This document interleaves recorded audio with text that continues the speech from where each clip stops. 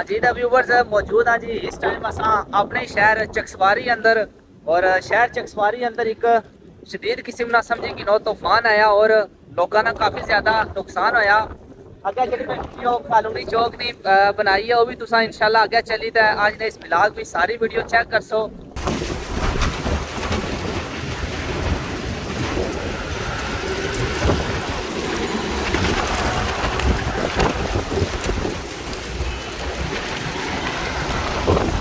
Check करो जी इलाका चकसवारी विच शदीद गर्मी तो बाद इंतहाई खतरनाक या तूफान।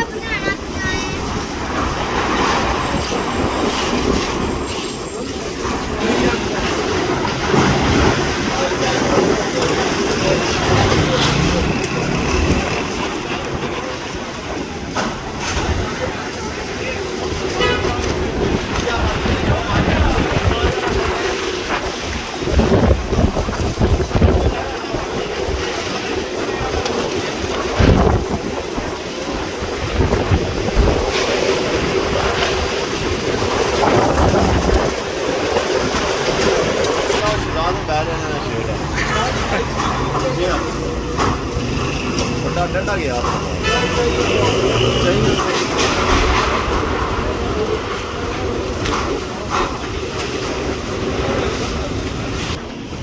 चेक करो जी लोगों ना लखा रुपए ना नुकसान करोड़ों रुपए ना रोड भी फिरना पे चेक करें जी काफ़ी ज़्यादा आज इतने धुंध चेक करो जी शदीद तूफान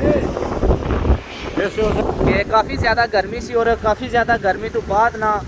इस टाइम मौसम अगर सो चेक कराया जाए तो माशाल्लाह काफ़ी अच्छा है और काफ़ी ज़्यादा सुकून भी है। और इस पहले जी हवा शवा चुली है और लोगों का काफ़ी ज़्यादा नुकसान होया। अगर सो चेक करो तो माशाल्लाह इस टाइम ये जरा सारा सलीम इलेक्ट्रॉनिक्स का बैनर सी ये भी